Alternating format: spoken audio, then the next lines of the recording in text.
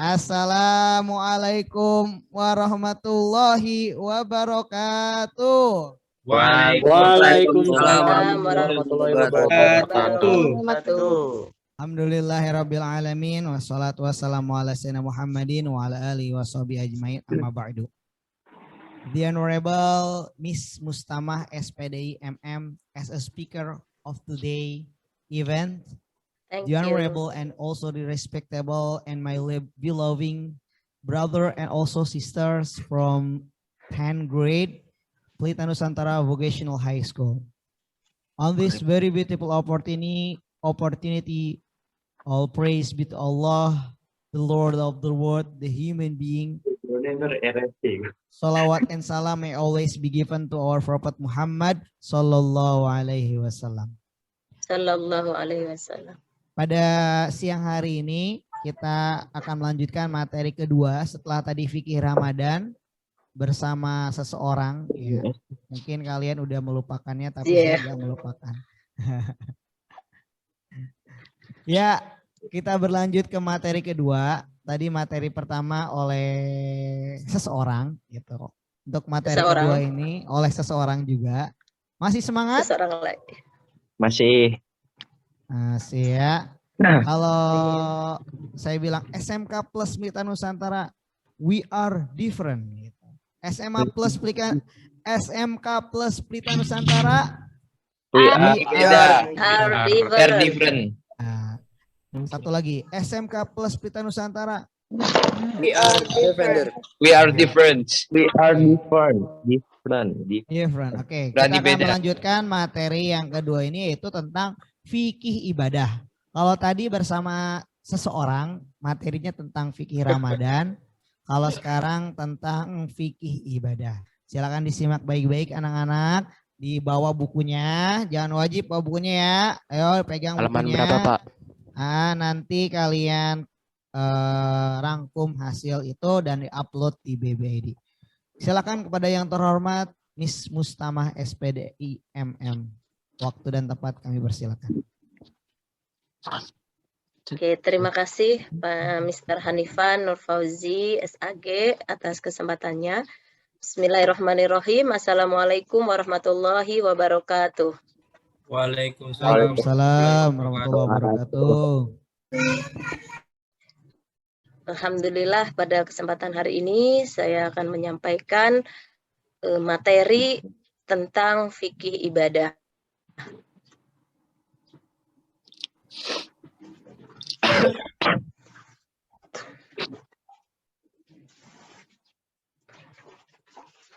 Oke. Fikih ibadah, fikih. Nah, terdiri dari dua ya, fikih dan ibadah. Fikih itu apa? Fikih secara bahasanya itu ilmu, ya, dan al-fahm. Al-ilm, al-fahm, ilmu dan pemahaman. Jadi fikih itu dapat diartikan sebagai ilmu yang mendalami tentang norma-norma agama. Gimana? Bu, ngeblur gambarnya nggak kelihatan ya? Ngeblur. Ngeblur, oke. Sebentar. Terlihat? Belum Bunda Mus? Belum. Ya, terlihat. Udah benar, Bu. Oke. Fikih ibadah saya ulang lagi ya. Fikih ibadah terdiri dari dua kata, fikih dan ibadah. Fikih berarti ilmu. Al-ilm wal fahm. Al-ilmu bermakna ilmu, al-faham pemahaman.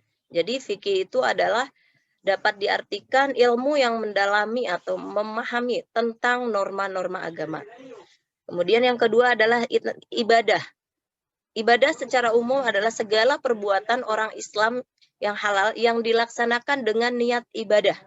Ya, dengan arti khusus, ibadah adalah perbuatan ibadah yang dilaksanakan dengan tata cara yang telah ditetapkan oleh Rasulullah. Nah, ini ada dalam Al-Quran dan As-Sunnah. Ya, jadi fikih ibadah itu adalah Bu, maaf Bu, ilmu masih yang buram lagi Bu. Masih buram lagi. Oke, pakai screen aja ya. daripada buram.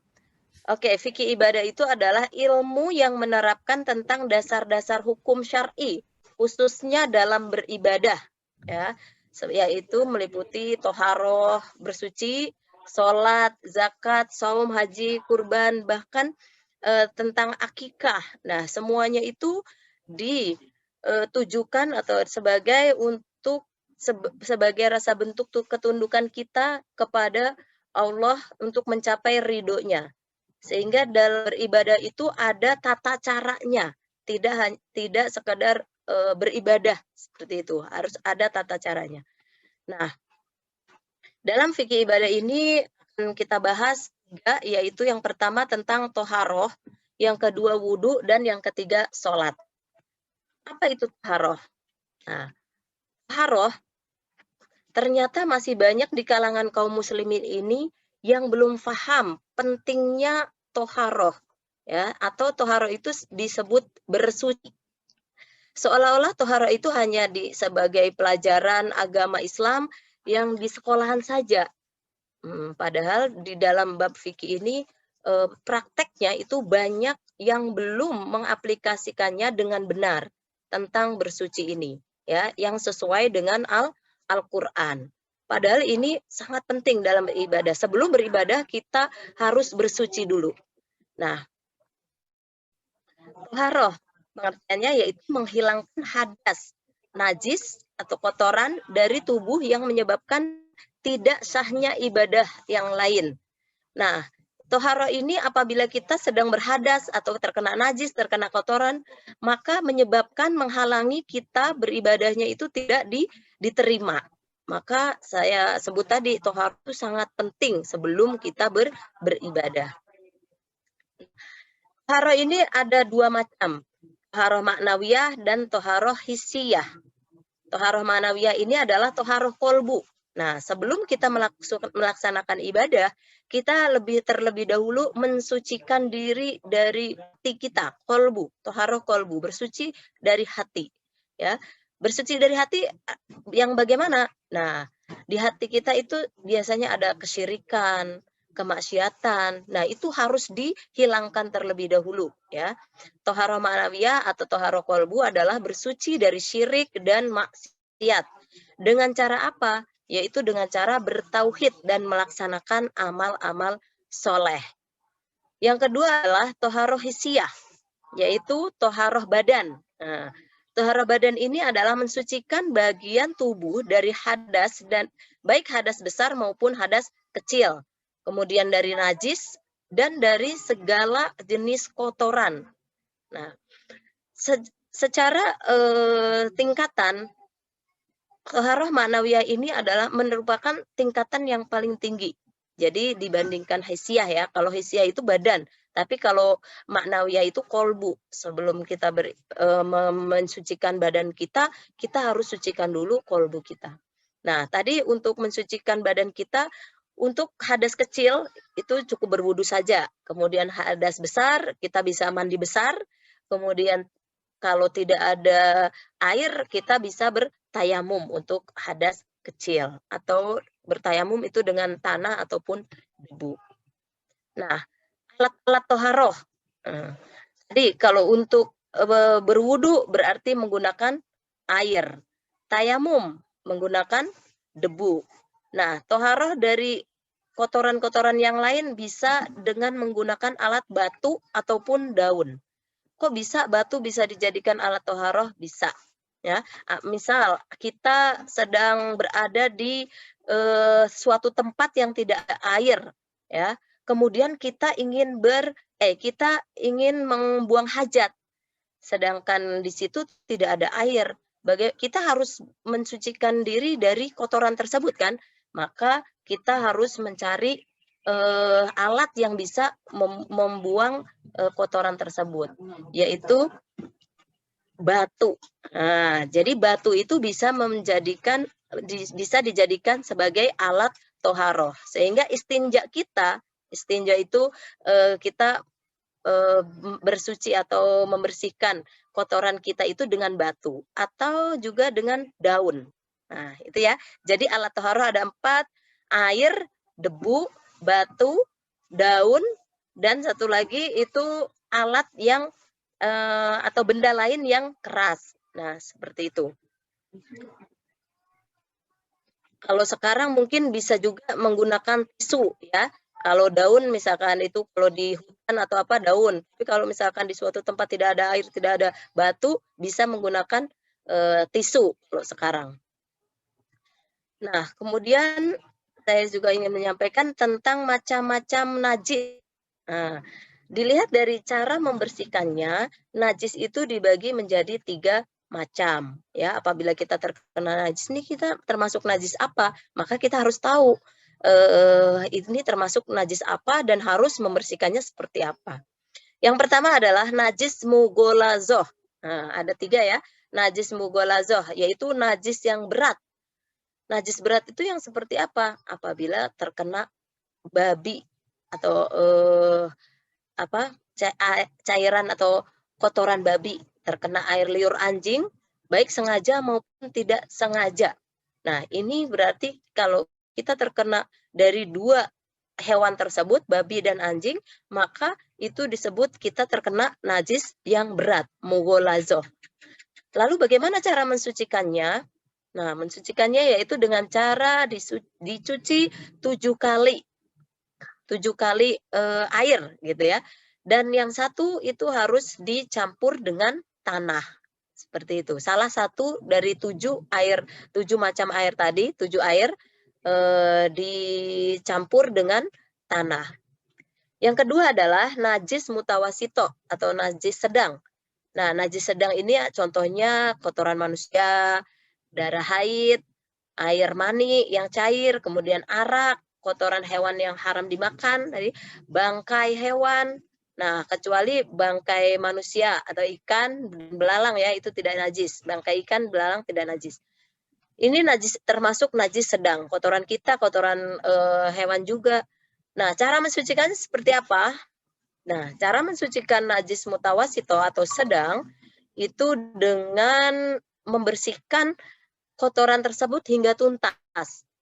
Tidak ada bekas yang melekat. Artinya tidak berbau, kemudian tidak berwarna. Jadi kalau kita membersihkan kotoran itu harus sampai hilang warnanya dan hilang baunya. Kalau misalkan masih terlihat warnanya kelihatan ataupun baunya masih ada, itu berarti belum bersih. Nah, ya. Cara mensucikannya seperti itu. Yang ketiga adalah najis mukhafafah atau ringan. Nah, najis ini berasal dari kencing bayi laki-laki yang belum berumur 2 tahun dan belum pernah makan sesuatu kecuali air susu ibunya. Bagaimana kalau misalkan dia bayi laki-laki umurnya 2 tahun tapi dia udah makan, Bu? Itu berarti itu termasuk najis mutawasitoh yang tengah atau yang sedang. Nah, yang ringan itu adalah kencing bayi laki-laki yang belum berumur 2 tahun dan belum pernah makan sesuatu kecuali air susu ibunya. Nah, ini cara mensucikannya cukup mudah, yaitu dengan cara diperciki atau dibasuh air, yang penting dia hilang, tidak terlihat lagi, ya itulah cara mensucikan dari najis mukhafafah atau najis ringan. Itu tentang taharah atau bersuci. Kemudian yang kedua, ini tentang wudhu. Nah, hal wudhu ini sering kita lakukan dan bahkan sehari kita bisa lebih dari 5 kali, ya kan? Lebih dari 5 kali. Kalau misalkan kita sholat 5 waktu, berarti 5 kali itu kita berwudu. Dan kita diharapkan untuk wudu ini kita harus menjaga wudu kita. Sehingga ketika kita batal, kita harus berwudu lagi atau kita berwudu lagi sehingga kita tetap bersuci terus.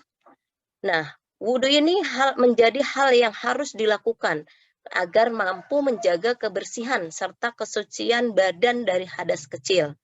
Nah, biasanya ini dilakukan sebelum melakukan ibadah sholat, kemudian membaca Al-Quran. Nah, itu disarankan kalau membaca Al-Quran untuk kita sudah dalam keadaan atau dalam keadaan bersuci, sudah berwudu. Nah, lantas wudu itu sendiri apa? Secara bahasa niat. Nah, ini jangan-jangan di sini ada yang wudu hanya sekedar mengikuti kena air tapi tidak niat nih. Niat wudu sudah hafal semua? Kelas 10 nih. Hafal? Hafal, Bu. Hafal ya. Coba siapa yang mau melafalkan niat wudu? Yo, siapa yang berani? Tidak saya tunjuk. Saya, Bu. Ya, oke. Gimana? Nawaitul guslal irofil hadasil asgor. Apa ya? Lihat di bukunya halaman 4, coba lihat. Ya, Nawaitul waalaikumsalam. Nawaitul wudu alir. Nawaitul wudu'a Asgori fardol lillahi ta'ala. fardolillahi ta'ala. Siapa tadi yang menjawab ini? Teguh, Bu. Teguh. Teguh kelas berapa, Teguh? 10 mm1. 10 mm1. Good. Begitu ya. Niatnya, niat wudu yaitu nawaitul wudu'a liraf'il hadasil asghari fardhol lillahi ta'ala. Aku niat berwudu menghilangkan hadas kecil. Fardu karena Allah Ta'ala. Fardu itu wajib. Ya, wajib karena Allah Ta'ala. Oke, selanjutnya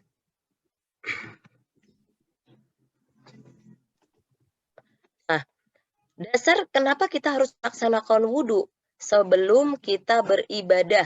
Nah, sebelum kita beribadah. Ini perintahnya ada di surat Al-Maidah ayat 6. Ya. Coba dilihat Al-Qur'annya, semua bawa Al-Qur'an. Bawa Al-Qur'an? Abu Sofyan. Coba dilihat Quran surat Al-Maidah ayat 6. Dibaca.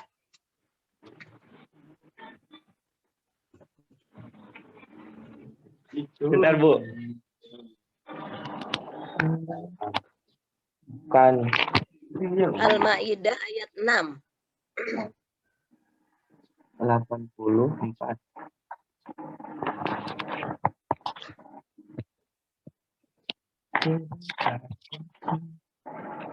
Ayat 6. Al-Maidah ayat 6 ya.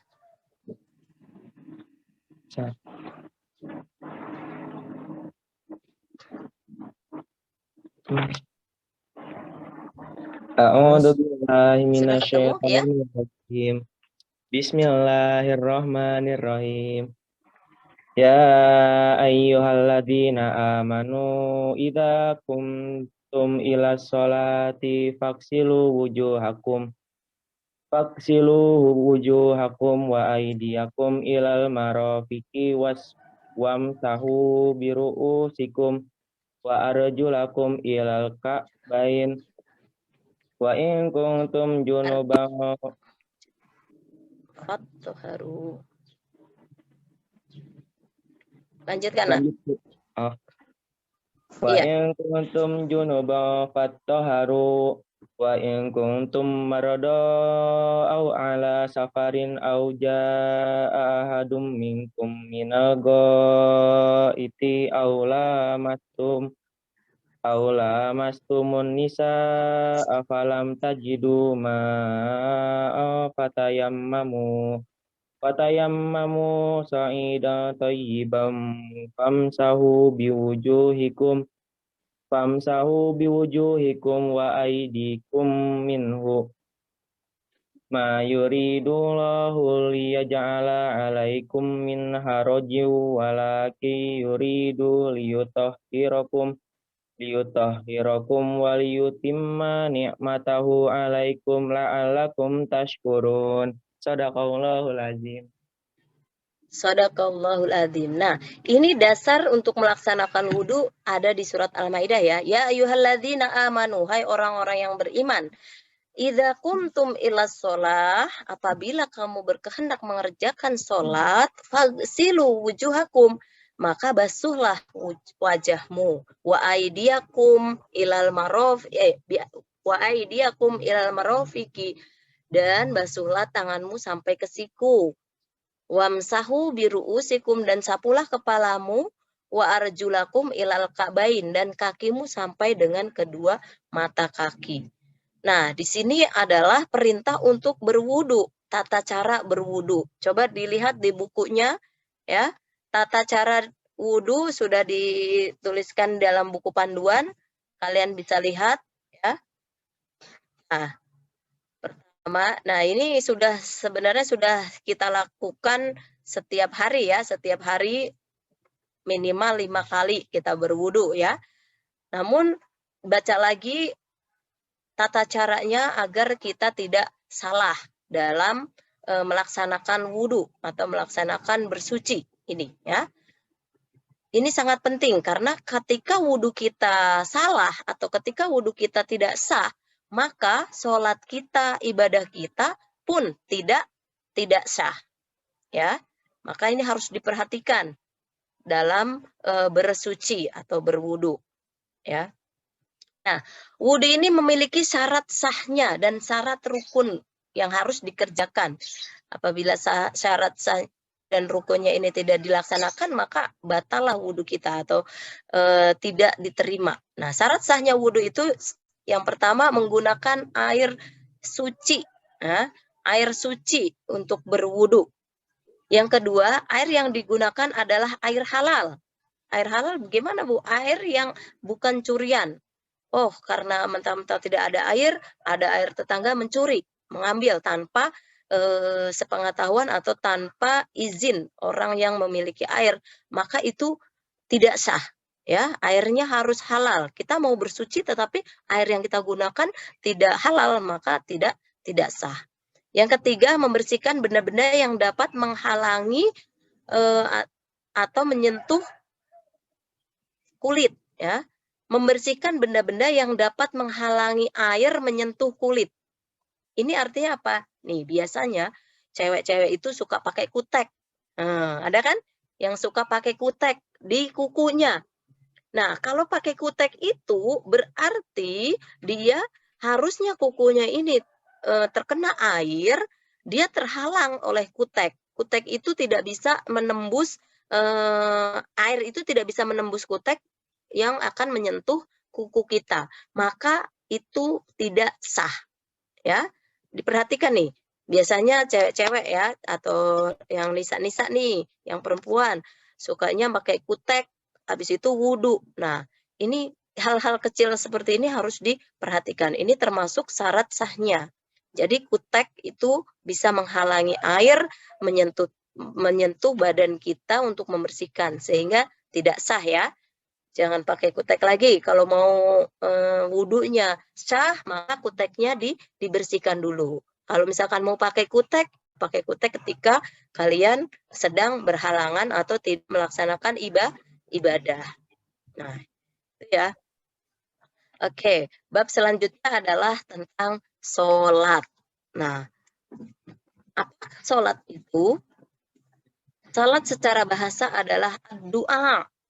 Artinya berdoa, ya, berdoa.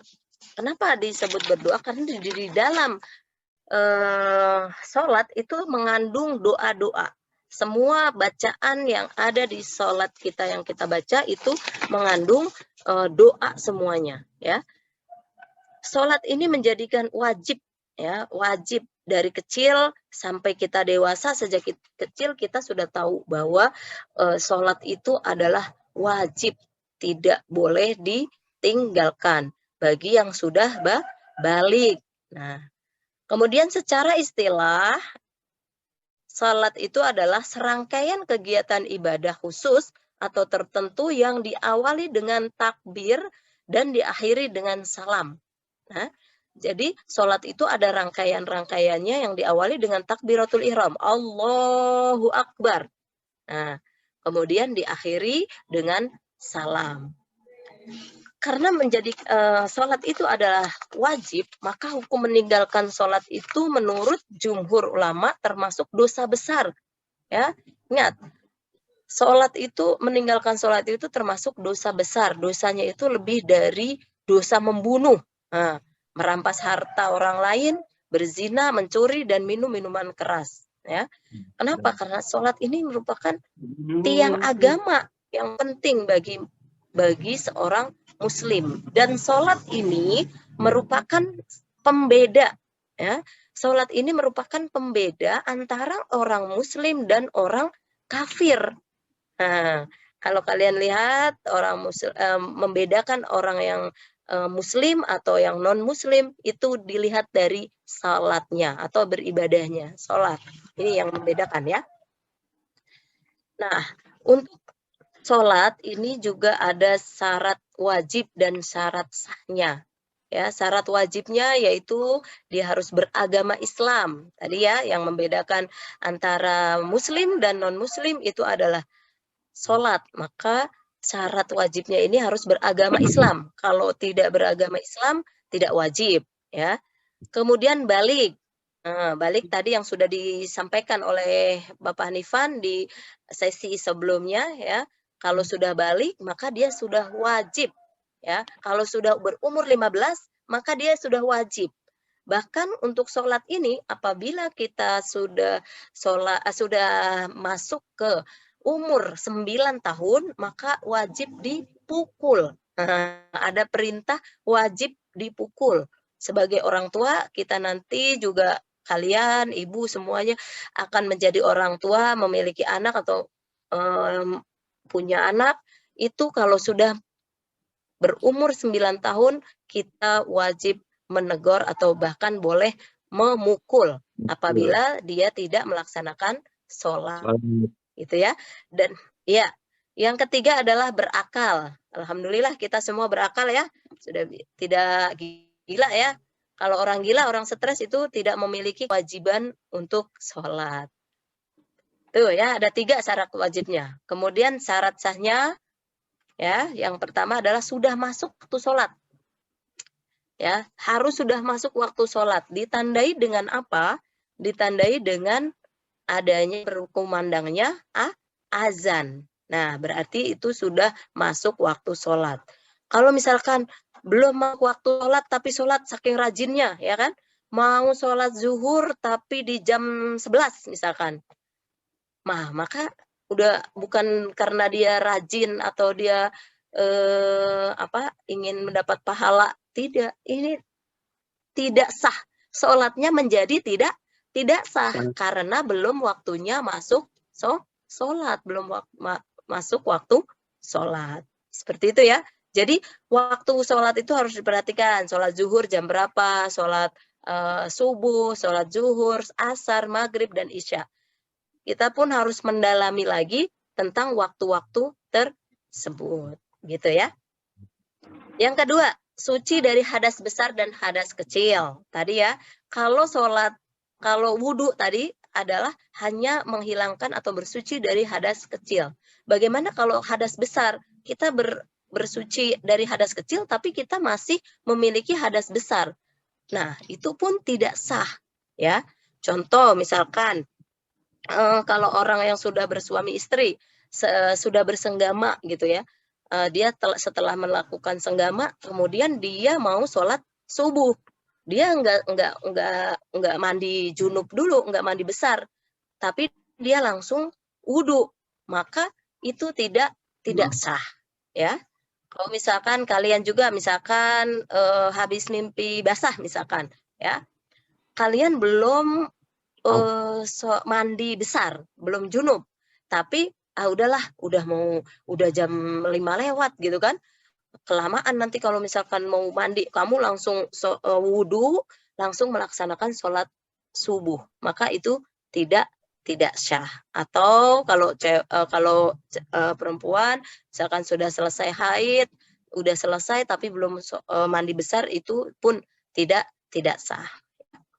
Yang ketiga adalah suci dari najis, ya. Tadi kalau najis tadi ya dari najis mughaladhah, najis mukhafafah dan mutawasithah dan mukhafafah. Tadi harus diperhatikan ya, suci dari najis. Yang keempat adalah menutup aurat. Nah, menutup aurat ini di kelas 10 sudah disampaikan ya, batas aurat laki-laki dan perempuan. Kalau aurat laki-laki, coba Ilham Bayu, masih ingat nggak?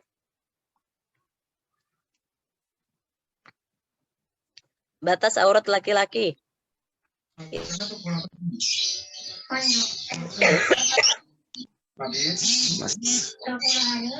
Dari paha.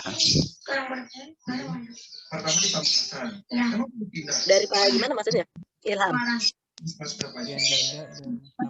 Batas aurat laki-laki. Kemarin PTS ada loh. Dari pusar hingga lutut. Siapa yang bisa jawab?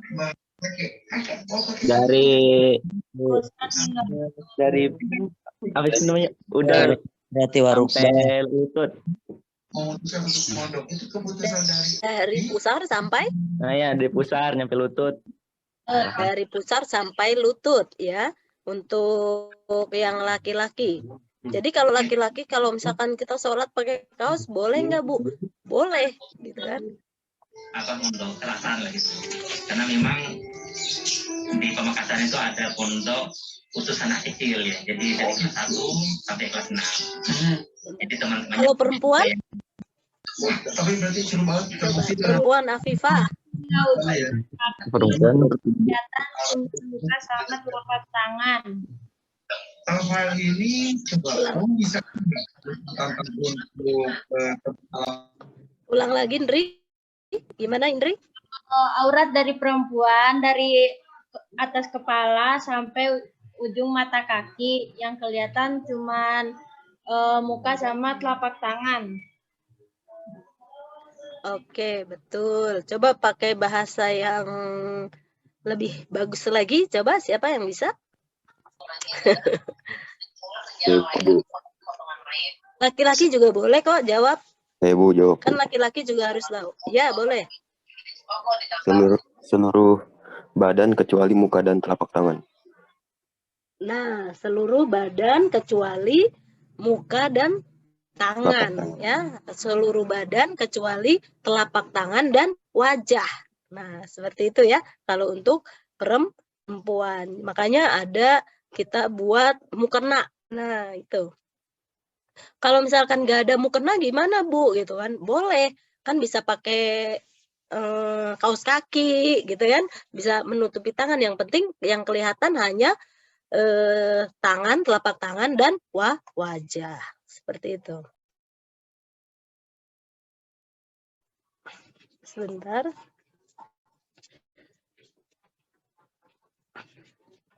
Kemudian yang kelima adalah menghadap kiblat. Nah, kiblat kita adalah menghadap ke Ka'bah, ya, menghadap ke Ka'bah, menghadap kiblat. Kalau misalkan di seluruh dunia ada dimanapun, mau di kutub utara, kutub selatan, atau di benua apapun, ya, ketika kita sholat kita harus menghadap kiblat. Kiblat kita adalah ke Ka'bah. Nah, ini adalah syarat syah dan syarat wajibnya untuk melaksanakan sholat. Kemudian yang terakhir ini adalah apa yang membatalkan sholat.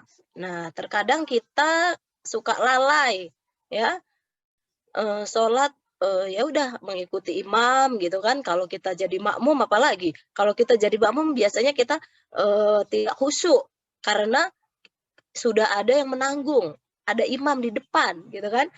Dia kadang tidak memperhatikan hal-hal yang bisa membatalkan sholat. Yang pertama adalah berbicara. Nah, berbicara ini tidak boleh ya. Ketika kita sholat, kita tidak boleh berbicara apapun. Meskipun ada orang yang bertanya atau misalkan orang salam. Bahkan kalau misalkan ada orang salam pun kita harus memberikan isyarat.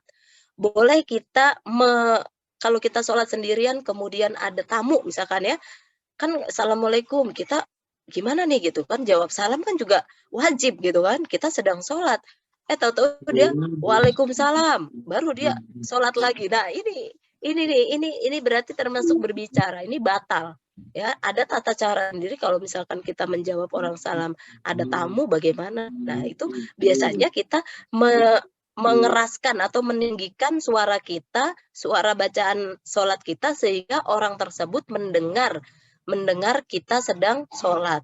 Nah, seperti itu. Pun kita harus paham, kalau misalkan kita sebagai tamu, kemudian kita bertamu ke tempat orang lain, kita salam, kemudian ada orang yang kita temui itu meninggikan suaranya, suara sholat, maka kita tahu, oh dia sedang sholat, tunggu di depan.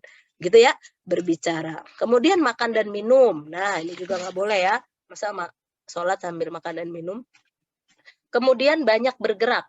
Nah, bergerak ini dibatasi tiga kali gerak. Tidak boleh lebih dari 3 kali. Kalau misalkan mau garuk-garuk, misalkan garuk ya udah sekedar begini aja, digaruk aja udah. Ya, kalau misalkan masih gatel lagi, tahan. Ya, jadi kalau banyak bergerak ini bisa membatalkan sholat. Kemudian tidak menghadap kiblat. Nah, tadi kan syarat syahnya itu menghadap kiblat. Kalau kita tidak menghadap kiblat, maka tidak sah atau batal salat kita. Kalau kita ngeh gitu. Tapi kalau kita sengaja, kalau kita tidak sengaja, ya itu ruksoh ya. Tapi kalau kita sengaja tidak menghadap kiblat, maka kita sudah tahu kiblatnya misalkan di sana, tapi kita malah menghadap ke sana. Nah, itu yang bisa membatalkan. Kemudian membuka aurat ya tadi. Ini berkaitan dengan tadi syarat sahnya sholat ya. Membuka aurat itu juga membatalkan.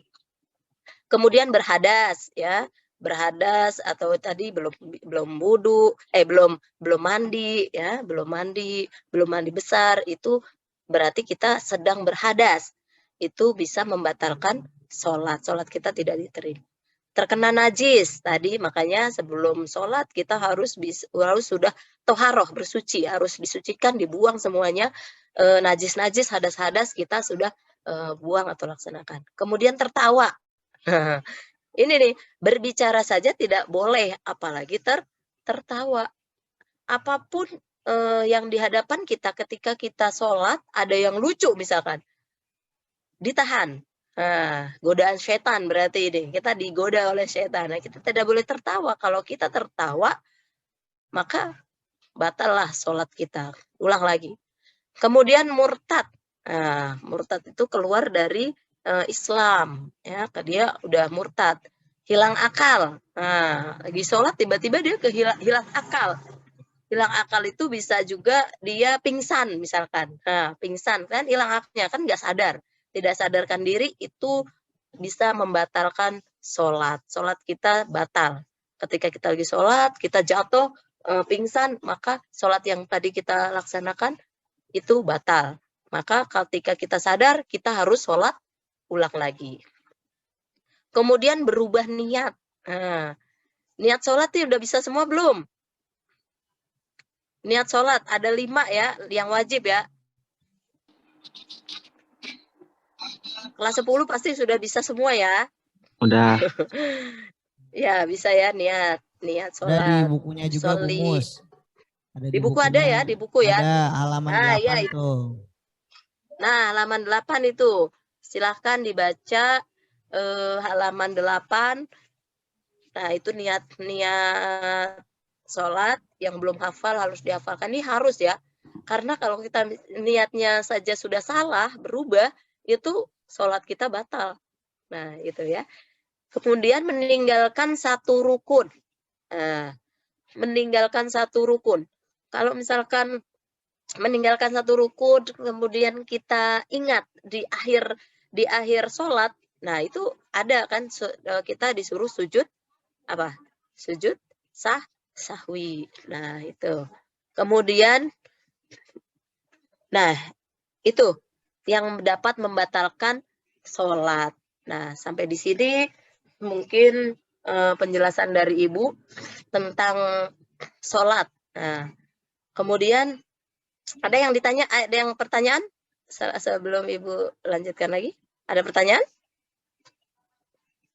Tentang syarat sahnya, syarat wajibnya, kemudian yang membatalkan tadi sudah paham semua?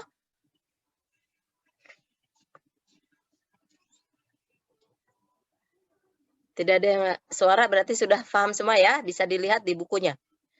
Nah, sekarang nih yang menjadi pertanyaan, ada nggak sih tanda-tanda kalau kita ini sholatnya diterima? Nah, terkadang kita kan sholat aja, kita nggak tahu gini, sholat kita diterima atau tidak, gitu kan? Nah, ini ada tanda-tandanya. Ya, sholat kita diterima atau tidak, ada tanda-tandanya. Yang pertama itu, ya, apabila kita sudah jijik, tidak mau lagi, atau kita sudah meninggalkan perbuatan keji dan munkar. Nah, ini tanda-tandanya nih, kalau kita masih tidak jijik atau kita masih berbuat keji dan munkar, ini berarti sholat kita tidak diterima. Ini ada dalam surat Al-Ankabut ayat 45. Inna sholata tanha anil fahsya'i wal munkar. Ya, Al-Ankabut ayat 45. Inna sholata tanha anil fahsya'i wal munkar. Sesungguhnya sholat itu mencegah dari perbuatan keji dan munkar. Nah, kita berkaca diri, apa kita berbuat keji atau enggak? Kita berbuat munkar apa enggak? Kalau kita masih tidak merasa jijik atau kita masih berbuat keji dan munkar, maka itulah sholat kita sudah itu tidak diterima. Tanda-tandanya sholat kita tidak diterima itu kita tidak bisa mencegah dari perbuatan keji dan munkar. Dalam ayatnya sudah jelas, sholat itu bisa mencegah dari keji dan munkar. Kalau kita sudah bisa mencegah dari keji dan munkar, berarti sholat kita insya Allah diterima. Yang kedua tandanya, yang kata kalau tadi kita sudah jijik ya sama keji dan munkar. Ya. Dua itu kita selalu ingat Allah. Ya, tadi saya bilang sholat itu adalah doa. Doa itu sesungguhnya adalah permintaan atau harapan dari hambanya kepada yang lebih tinggi. Yang lebih tinggi daripada kita adalah Allah. Maka kalau kita selalu ingat Allah, berarti sholat kita diterima. Dalam surat An-Nisa ayat 103. Ya, tulis An-Nisa 103. Kalau tadi mencegah keji dan munkar, Al-Ankabut ayat 45. Sekarang kita selalu ingat Allah. Ada di surat An-Nisa ayat 103. Fa'idha qadoitumus sholah fadkurullaha qiyaman wa qu'udan wa ala junubihim. Apabila kamu telah menyelesaikan sholatmu, ingatlah Allah di waktu berdiri, di waktu duduk, dan di waktu berbaring. Nah, di sini juga ini adalah rukhsah untuk sholat juga ya. Sholat itu bisa dilakukan berdiri, kemudian bisa dilakukan dengan duduk, ataupun berbaring. Apabila duduk, berbaring, ataupun berdiri, kita melaksanakan sholat dan kita selalu mengingat Allah, insya Allah sholat kita itu diterima. Yang ketiga adalah kita selalu merasa diawasi oleh Allah. Ya, jadi ketika kita selalu merasa diawasi oleh Allah, itu kita benar-benar khusyuk sholatnya. Seperti itu. Apabila engkau beribadah kepada Allah, seakan-akan engkau melihatnya. Jadi kalau kita beribadah kepada Allah, ketika kita sholat, kita khusyuk itu, seolah-olah kita harus yakin bahwa Allah itu melihat kita. Nah, apabila engkau tidak melihatnya atau tidak melihat Allah, maka sesungguhnya Allah itu melihatmu. Jadi apa yang kita lakukan, apa yang kita kerjakan itu selalu dilihat oleh Allah. Jangan melihat, oh iya ini pengen dilihat nih sama Bu Mues misalkan, sama Bu Mus, sama Pak Hanipan. Sholatnya khusyuk banget gitu kan. Nah, sesungguhnya kami manusia, temanmu, ataupun kerabatmu yang melihatmu itu, ibadahmu itu bukan untuk mereka, Bukan karena minta dipuji, tetapi ibadah kita itu, sholat kita itu hanya kepada Allah. Disitulah kita, ketika kita sujud, disitulah kita titik terdekat kita dengan Allah. Kita bersujud, mencium tanah, mencium bumi yang kita pijak, itu di situ hadirkan Allah dalam sholat kita. Nah, insya Allah ketika kita sudah merasa selalu diawasi oleh Allah, sholat kita itu berarti tanda-tanda sholat kita diterima oleh Allah. Demikian materi yang saya sampaikan, kurang dan lebihnya saya mohon maaf. Apabila ada pertanyaan dipersilahkan. Saya kembalikan kepada Pak Hanifan. Oke, baik, terima kasih banyak Bu Mustamah yang telah menyampaikan materinya. Gimana anak-anak? Ngerti materinya? Ngerti Pak. Ini lemas-lemas semuanya nih, aduh. Iya. Kayak belum pada makan dari pagi. Saya juga belum makan, masih semangat. Yes. Oke, baik, terima kasih banyak anak-anak. Berapa jam lagi? Ada pertanyaan? Kalau nggak ada, Nashwa Alia, ya Nashwa. Boleh Nashwa.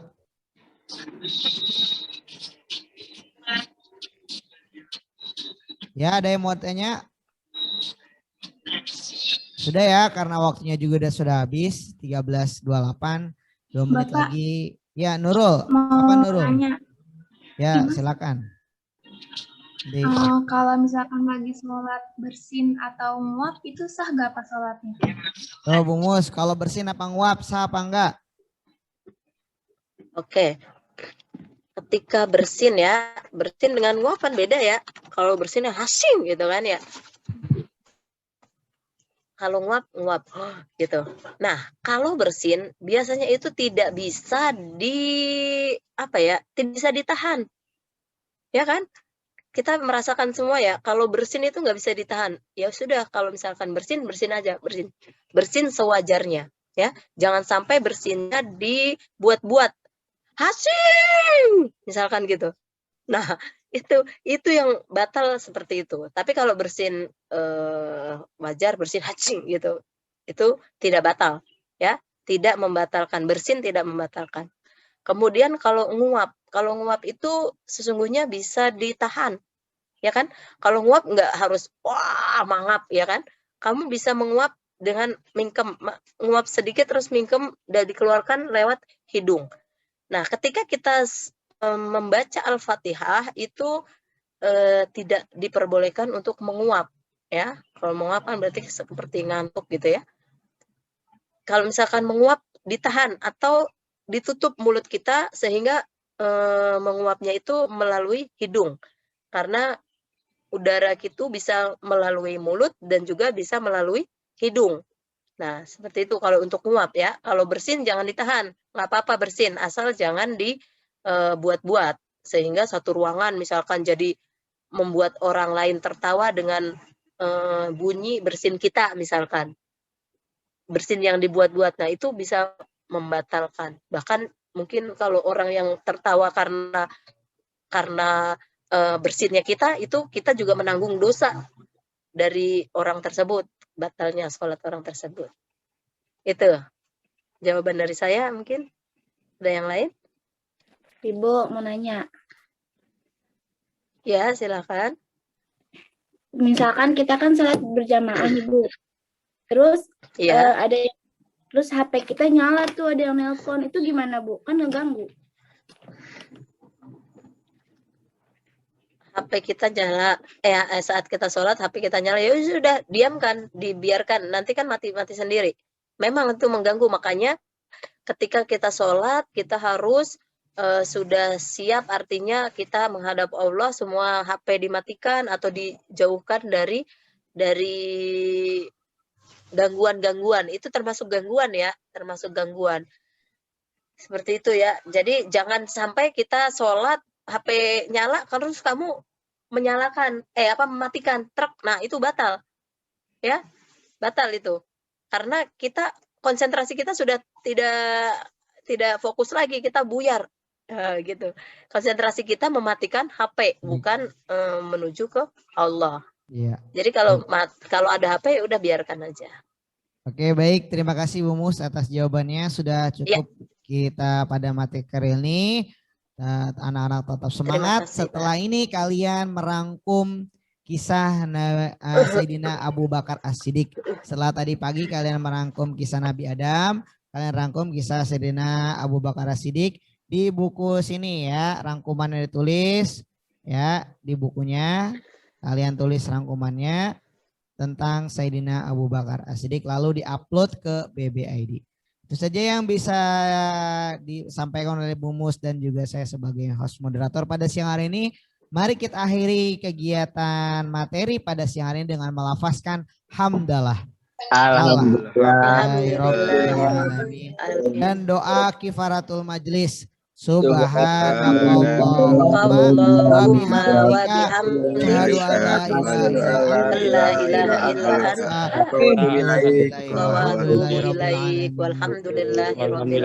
Assalamualaikum warahmatullahi wabarakatuh. Waalaikumsalam warahmatullahi wabarakatuh.